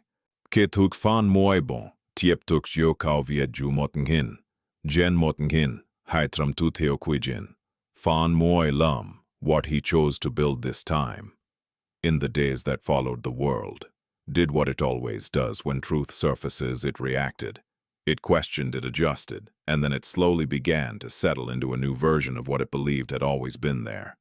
News outlets that had once condemned Nkosana now shifted their tone, carefully reframing their narratives, speaking of new evidence, of unexpected developments, of ongoing investigations, as if the truth had simply appeared on its own, rather than having been buried beneath layers of calculated deception. The company he had built began to restructure itself once again, this time not under the quiet manipulation of hidden ambition, but under the watchful eyes of those who could no longer pretend not to see. Saifo's name, once spoken with rising authority, became something else, entirely questioned, dissected, distanced. Dlamini withdrew from public view, his silence louder than any defense he might have offered, and the system that had once turned its back on Nkosana now reached for him again, not with apology, but with invitation. Positions were offered, authority was extended. The door that had been closed to him was opened once more, wider than before, as if the world believed that restoring what had been taken would somehow balance what had been done. But Nkosana did not step back through it. Because somewhere between losing everything and finding the truth, he had discovered something far more valuable than what had been taken from him. He had discovered who he was without it. And that changed everything. When the board formally requested his return as CEO, offering him not just reinstatement but expanded control, Nkosana listened without interruption, his expression calm, his posture steady, his presence no longer defined by the position they were trying to give back to him. He understood what they were offering. He understood what it meant. He understood what most people would have done in his place. But he also understood something they did not. He was no longer the man who needed it. "I appreciate the decision," he said, finally, his voice even grounded. "But I won't be returning." The room fell silent, not out of shock alone, but out of something deeper, confusion. Because in a world where power is pursued, defended, and rarely surrendered, his response did not fit the logic they were used to. "You built this company," one of the board members said carefully. "It's yours." Nkosana nodded slightly. "I know," he replied, "and that's exactly why I won't come back to it the same way." They did not fully understand, not yet. But he wasn't speaking for their understanding. He was speaking from his own. Because the truth was simple, even if it was difficult to accept. He had not been broken by losing everything. He had been revealed. And what he had seen in himself was not a man defined by wealth or control, but by something far more. Enduring, his ability to rebuild, to adapt, to stand again without needing the structure that once held him up. So he stepped away. Not from responsibility, not from purpose, but from the version of himself that had once believed those things could only exist inside power. When he returned to the small neighborhood where Thandiwe lived, nothing there had changed in the way the city measured change. The same narrow paths, the same quiet routines, the same struggles that did not announce themselves, but were present in every corner. And yet for Nkosana it felt different, not because the place had transformed, but because he had. Thandiwe was outside when he arrived, seated on the same bench where they had shared countless quiet conversations. Her posture relaxed, her presence as steady as it had always been. She looked up as he approached, and in her eyes there was no surprise, no question, just recognition. "You didn't go back," she said. "It wasn't a guess. It was understanding." Nkosana shook his head gently, a faint smile forming not from pride, but from peace. "No," he said, "I didn't." She studied him for a moment, then nodded as if confirming something she had already known. "Good," she replied softly. They sat together in silence for a while, the kind that no longer needed to be filled, the kind that had become its own language between them. The world around them continued as it always had, but within that small space something had settled into place, not as an ending, but as a beginning. "I've been thinking," Nkosana said eventually, his voice calm but certain, "about what comes next." Thandiwe turned slightly toward him, and she asked. He looked out ahead, not at the city, not at the past, but at something that existed beyond both. "I want to build something different," he said. "Not another empire, not another system that forgets people the moment they stop being useful." She listened, her expression thoughtful. "Then what?" she asked. Nkosana paused, choosing his words not carefully, but truthfully. "Something that remembers," he said. "Something that sees the people who are usually invisible." Thandiwe's eyes softened slightly, not with emotion but with recognition, because she understood exactly what he meant.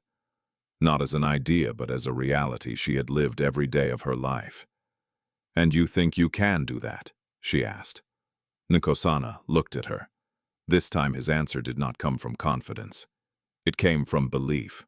"I know I can't do it the way I used to," he said. "But I also know I won't be doing it alone." The meaning of his words lingered between them, quiet but clear. Thandiwe didn't respond immediately. She didn't need to, because for the first time, she saw not just the man who had lost everything, or the man who had found the truth, but the man who had chosen what to become after both. And that choice was what mattered. In the weeks that followed, change did not arrive suddenly, nor did it come with grand announcements or visible transformation. It came quietly, in small deliberate steps, as Nkosana began to rebuild not a company, but a purpose. One rooted not in control, but in connection. He invested where it mattered, not in structures that expanded outward, but in people who had been overlooked, ignored, dismissed. He created opportunities where there had been none, not as charity, but as recognition, because he understood now that dignity was not something to be given, but something to be restored. And through it all, Thandiwe remained. Not behind him, not beneath him, but beside him, as she had always been. Not as someone who needed saving, but as someone who had, in the simplest and most powerful way, changed everything. Because in a moment when the world had turned its back on him, when power had failed him, when trust had been broken, she had chosen kindness. And that choice had done what power never could. It had rebuilt a life, not the same one, but a better one. And perhaps that was the lesson hidden within everything that had happened. Not that wealth could be lost and regained. Not that truth would always surface. Not even that justice would find its way through systems designed to obscure it, but something far more human, far more enduring. That sometimes the smallest act of kindness, offered without expectation, without recognition, without reason, can reach a place that nothing else can, and change a life in ways the world may never fully see. Life has a way of stripping away everything we think defines us: status, wealth, control, until we are left with only one question: who are we when all of that is gone? Nkosana's story reminds us that losing everything is not always the end. Sometimes it is the moment we finally see clearly. True strength is not found in how high we rise, but in how we rebuild when we fall, and true power is not in control, but in compassion. Thandiwe did not have wealth, influence, or security. Yet she gave what mattered most. A moment of humanity, and that moment changed everything. If this story touched you, share your thoughts below and tell me where you're watching from. Don't forget to like, subscribe, and share this story, because sometimes the world doesn't change through power, but through simple acts of kindness that refuse to disappear.